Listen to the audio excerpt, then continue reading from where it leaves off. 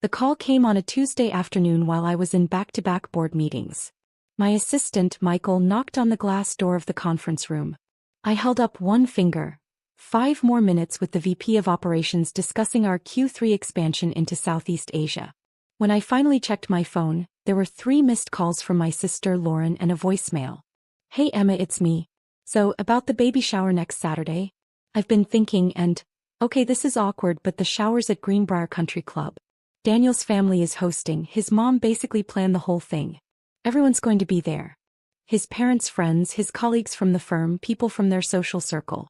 And I just think, given where you are right now with the whole startup thing and everything, it might be better if you sit this one out. You'd feel uncomfortable anyway. All the other guests are, established. You know what I mean? Anyway, call me back. Love you. I played it again. Given where you are right now, you'd feel uncomfortable. Established. I set my phone down carefully and returned to my meeting. An hour later, Lauren texted. Lauren, did you get my message? Me, yes. Lauren, so you understand, right? It's not personal. Daniel's family is they're very particular. His mom keeps talking about how elegant everything needs to be. Target clothes and startup stress just wouldn't fit the vibe. I stared at that message. Target clothes. Lauren. Plus mom said you've been so busy with work you probably don't have time anyway. This way you don't have to feel obligated. Me, okay. Lauren. Thanks for being cool about this. I knew you'd get it.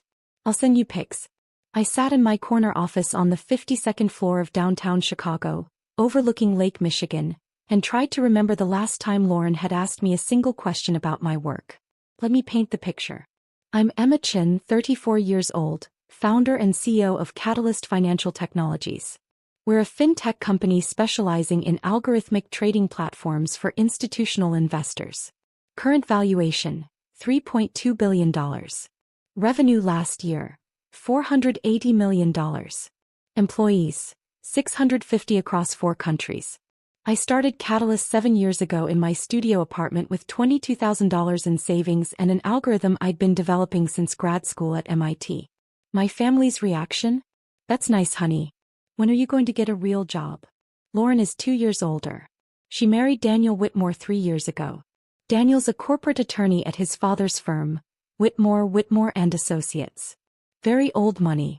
His mother, Victoria Whitmore, sits on museum boards and charity committees. Their family has a wing named after them at Northwestern. Lauren became exactly what Victoria wanted. Polished, proper, pregnant with her first grandchild. Me. I was the embarrassment. At Lauren's wedding, Victoria had introduced me to her friends as the other daughter, the one who's trying to start some little computer business.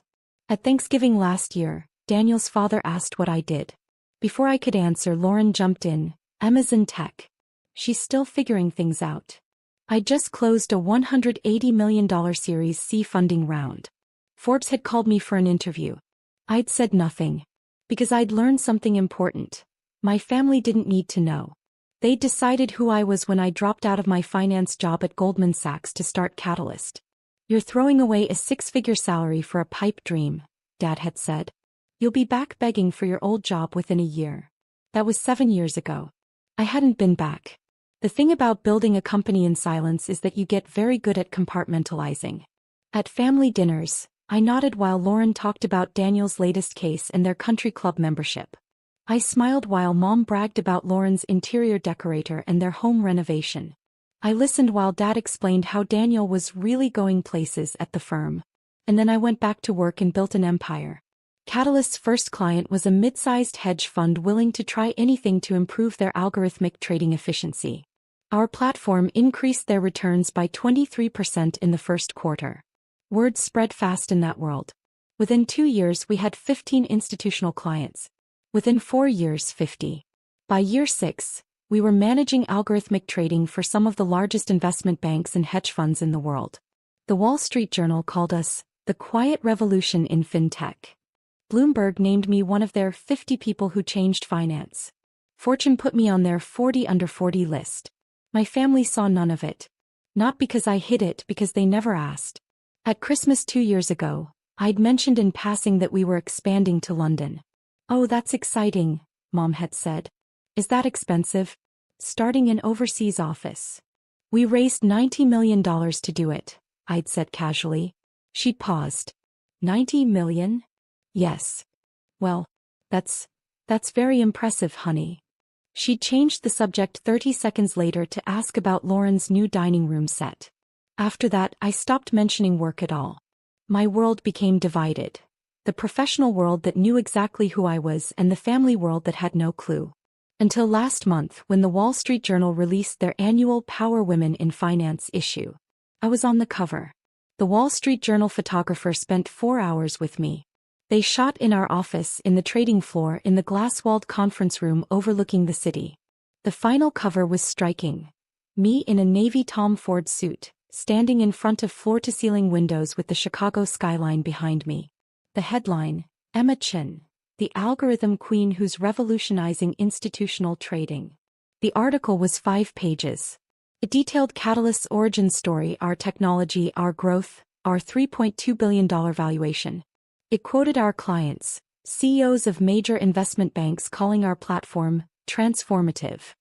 It mentioned our revenue, our expansion, our plans to IPO within 2 years.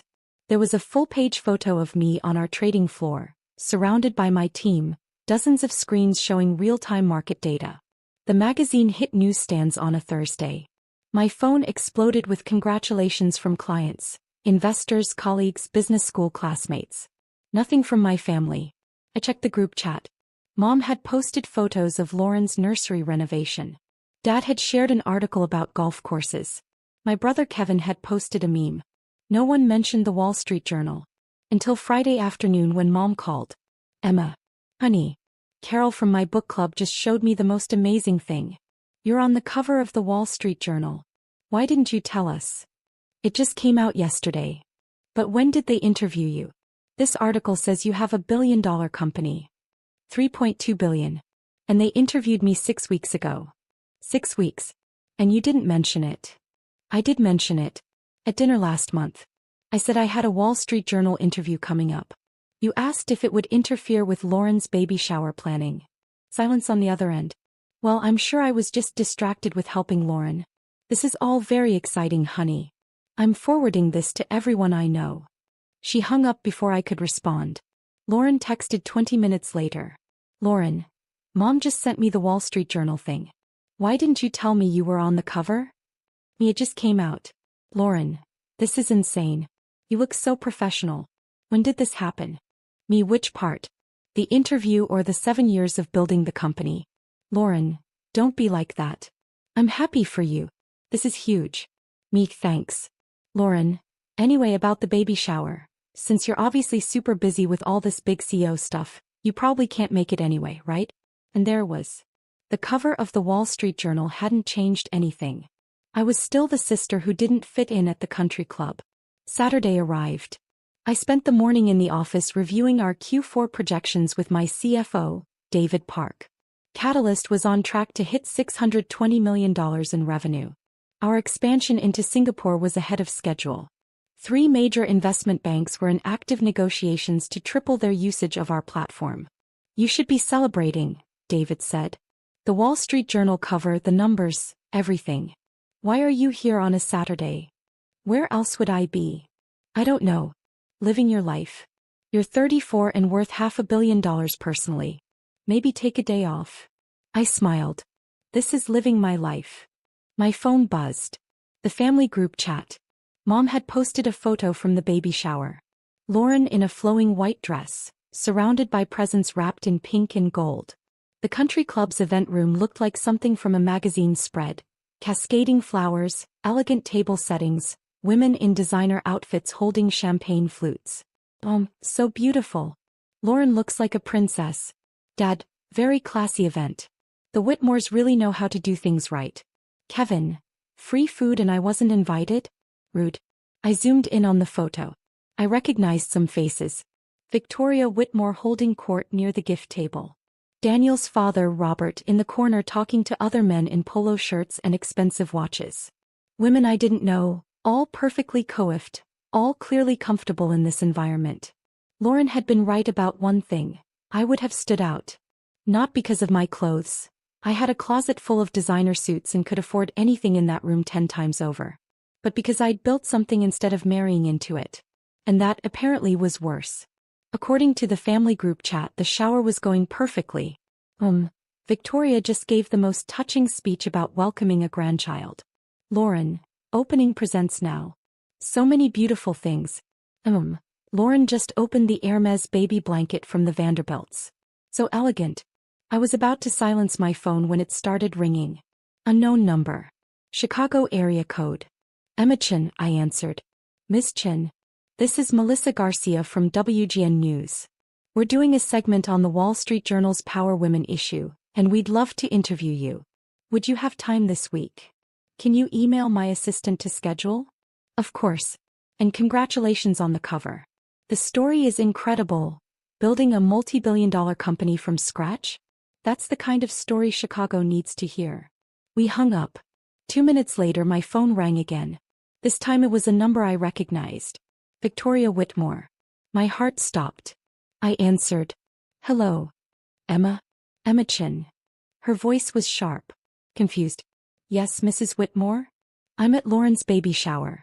I was just showing my friend Margaret the new Wall Street Journal. She collects magazines. And there's a young woman on the cover who looks exactly like you. Emma Chin. Same name. CEO of some technology company. My mouth went dry. That's me, I said.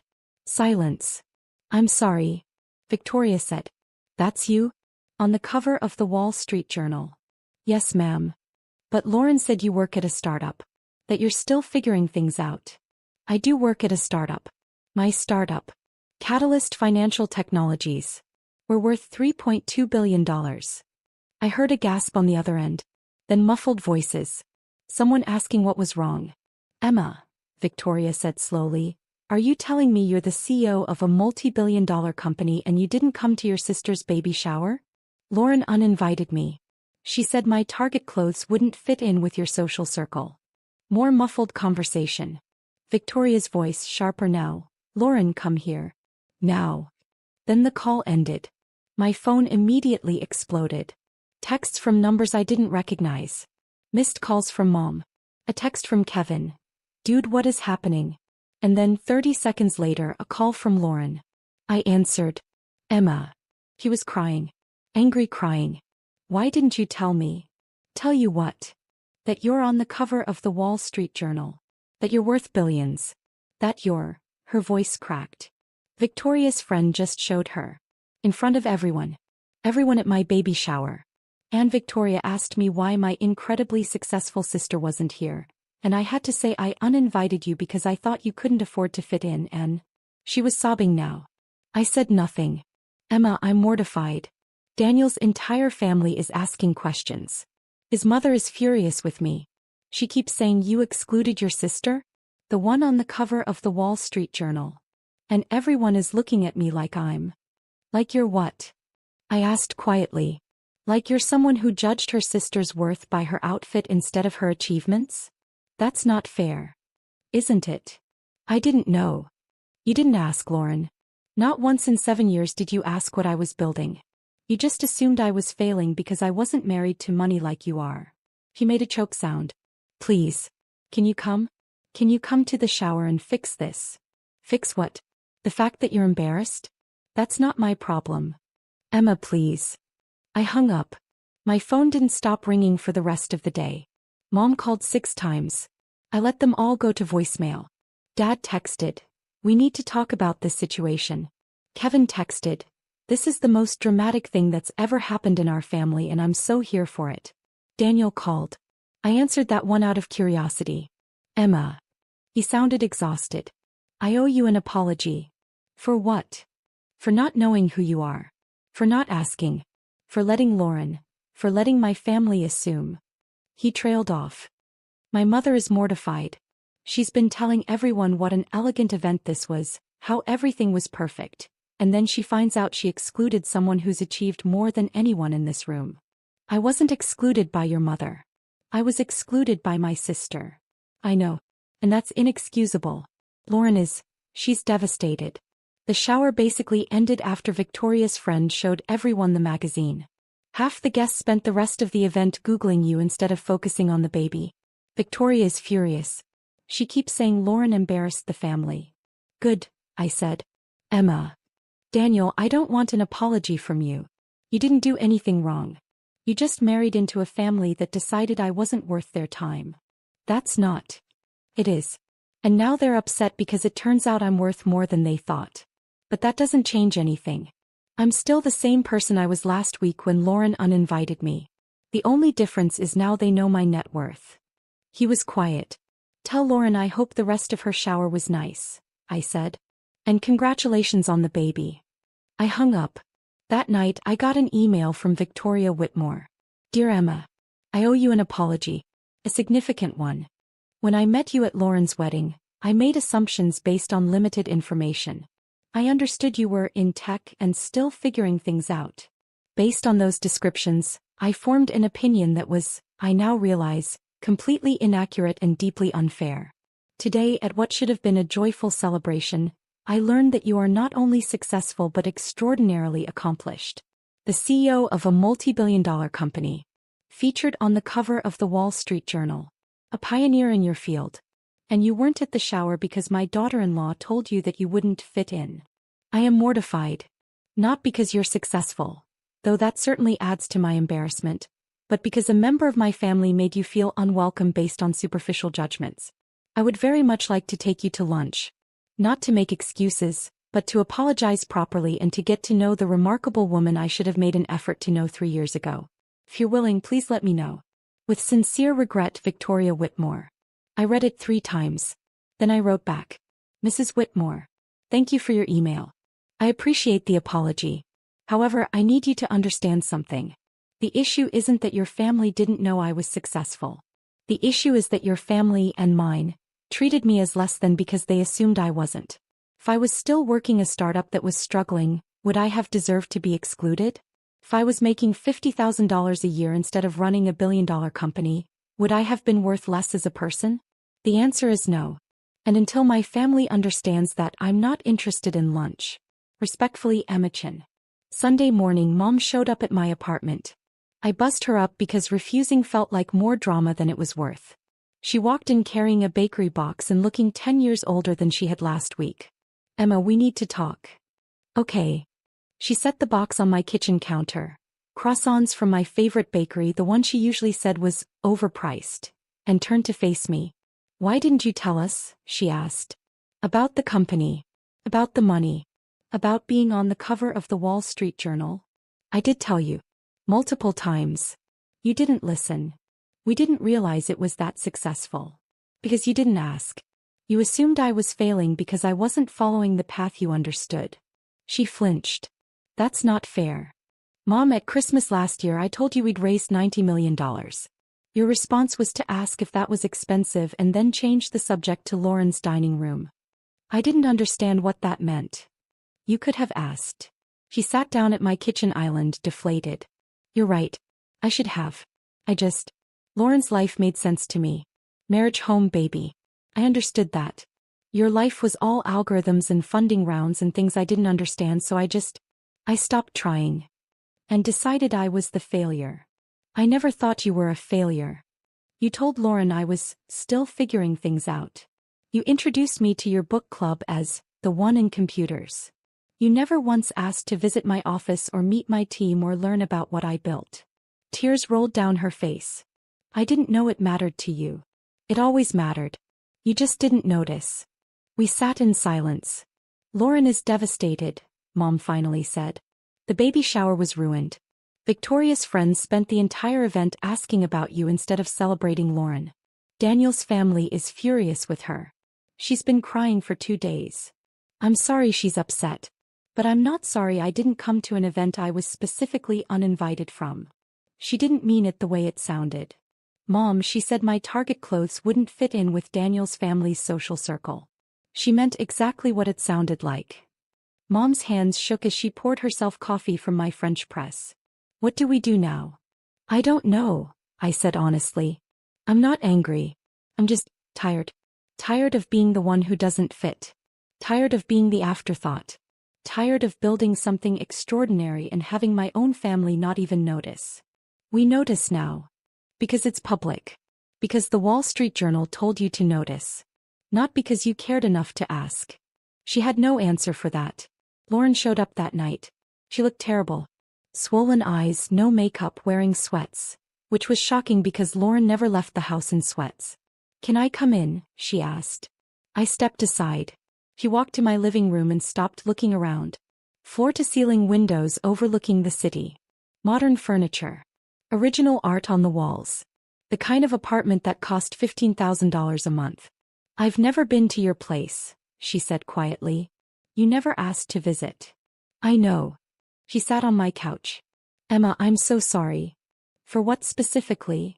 She took a shaky breath. "For not knowing you. For not caring enough to know you. For judging you based on what I thought your life was instead of asking what it actually was." I sat across from her and waited. "I thought you were struggling," she continued. "I thought the startup thing was a phase. That you'd eventually give up and get a normal job. I thought I was ahead of you, married, stable, settled. And I liked feeling that way." "Ahead of me?" "Yes." He started crying. "I liked being the successful one. The one Mom bragged about. The one with the perfect life. And you were just the sister who was still figuring things out. Except you weren't. You were building something incredible, and I didn't even notice because I was so focused on my own life and my own success that I didn't bother to ask about yours." I said nothing.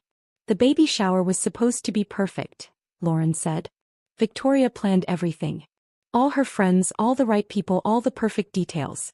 And I wanted it to be about me for once. Not about you. So when Victoria asked if you were coming and I knew you'd probably show up in something simple and talk about work if anyone asked, I panicked. I told myself you'd be uncomfortable. That you wouldn't fit in. That it was better for everyone if you didn't come. You told me my Target clothes wouldn't fit in." She sobbed. "I know. I know what I said. And I meant it. I meant it because I wanted one day where I was the successful sister, where people weren't asking about you or your career or your achievements. I wanted to be the center of attention without worrying that you'd somehow overshadow me. Lauren, I've never tried to overshadow you. I know. That's what makes it worse. You've never competed with me. You've never thrown your success in my face. You just quietly built an empire while I was busy feeling superior about my country club membership and my husband's family name." She wiped her eyes. "Victoria has barely spoken to me since the shower. He keeps saying I embarrassed the family by excluding you. Her friends have been calling Daniel asking to be introduced to you. Half of them want investment advice. The other half want to recruit you for their charity boards. And all I can think about is how I told you not to come because you'd bring down the vibe." "I would have brought down the vibe," I said quietly. "Not because of my clothes. But because I built my success instead of marrying into it, and that makes people uncomfortable. That's not fair to Daniel." "I'm not criticizing Daniel. I'm criticizing a culture that values proximity to success over actual achievement. Victoria's friends didn't care about me when they thought I was a struggling tech worker. Now that they know I'm worth $500 million, suddenly I'm worth knowing." Lauren was quiet for a long moment. "What can I do?" she finally asked. "I don't know. I'm still figuring that out. Can we start over?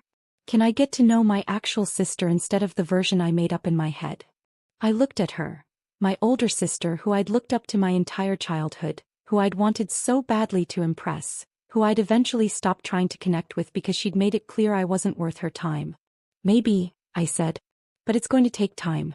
And you're going to have to actually care. Not because I'm on magazine covers but because I'm your sister. I do care. I should have cared all along." "Yes. You should have." The Wall Street Journal cover changed everything in nothing. Investors called with congratulations. Clients wanted to expand their contracts. Competitors suddenly wanted partnerships. Bloomberg asked for an interview. Forbes bumped me higher on their billionaire watch list. But at family dinner the next Sunday, which I reluctantly agreed to attend, nothing was actually different. Mom still asked if I was eating enough. Dad still talked about golf. Kevin still made inappropriate jokes. But now they asked questions. "How many employees do you have?" Dad asked. 650. 700 by year end. "That's incredible. How do you manage that many people?" "Very good executives and a clear company culture." Lauren was quiet most of the meal. He kept looking at me like she was seeing me for the first time. Toward the end she said, "Emma, would you want to come to lunch sometime? Just us. I'd like to hear about Catalyst. About what you've built." "I'd like that," I said. Victoria Whitmore called the next week. I took the call. "Emma, I wanted to follow up on my email. I understand if you're not interested in lunch, but I wanted you to know that I spoke with Lauren, and with Daniel, and with my husband, and we all agree that we made a terrible mistake. Thank you for saying that. I also wanted to mention, I sit on the board of several nonprofits, tech literacy programs, women in STEM initiatives, financial education for underserved communities. We'd be honored if you'd consider joining one of our boards. Not because you're successful, but because we need people who've actually built something to guide these programs." I paused. That was not what I expected. "Send me the information. I'll review it." "Thank you, Emma. I really would like that lunch. Not to apologize again, though I will, but because I'd like to know the woman my son's child will call Aunt Emma." That got me. "Hey," I said. "Lunch." 3 months later, I sat in a private room at Greenbrier Country Club, the same place that had been too elegant for me a few months earlier, having lunch with Victoria Whitmore. She'd arranged for the chef to prepare my favorite dishes. She'd done her research. "I've been reading about Catalyst," she said. "Your platform is revolutionizing how major institutions approach trading. The technology is remarkable." "Thank you. I also read the Bloomberg interview. You mentioned starting the company because you wanted to prove that brilliant ideas could come from anyone, not just people from the right schools or the right families." "That's true." She set down her fork. "I'm one of those people who judges based on pedigree. Old money, right schools, proper families. I've been that person my entire life." "I know. Lauren told me what she said to you. About Target clothes and not fitting in. It was unconscionable. But I think she learned it from me. From the way I talk about people. From the values I've demonstrated." I stayed quiet. "I'm trying to do better," Victoria continued. "I've started volunteering with one of the tech literacy nonprofits I mentioned, teaching basic computer skills to low-income students. It's humbling. These kids are brilliant. They just haven't had the opportunities that Daniel had. That my family had. That's good work. It's the least I can do. Emma, I'd like you to meet one of the students. He reminds me of you. Brilliant. Driven. Building something from nothing. She's 14 and coding her own apps. I told her about you. She'd love to meet you." Something in my chest loosened. "I'd like that," I said. Lauren's baby, a girl named Claire, was born in August. I was at the hospital. Lauren cried when she handed her to me. "Emma, I want her to be like you," she whispered. "Brave. Independent. Building things that matter. Will you teach her?" "Of course," I said, looking down at my niece. "I'll teach her that success isn't about fitting in. It's about figuring out who you are and building a life that honors that. Even if it makes people uncomfortable? Especially then." The Wall Street Journal followed up with another feature 6 months later. Catalyst Financial goes public. Emma Chen's IPO values company at $7.2 billion. The family group chat exploded with congratulations. Mom printed the article and framed it. Dad added, "My daughter is on the Wall Street Journal," to his golf buddies' conversations. Lauren posted the cover on Instagram with a long caption about having an incredible sister she was proud to know. Victoria sent flowers to my office with a note. "Congratulations on changing the world. Proud to know you." But the message that meant the most came from the 14-year-old student Victoria had told me about. Her name was Maya. "Miss Chen, Mrs. Whitmore showed me the Wall Street Journal article. I'm going to build something like you did. Thank you for showing me it's possible." I wrote back, "You don't need permission to be brilliant, Maya.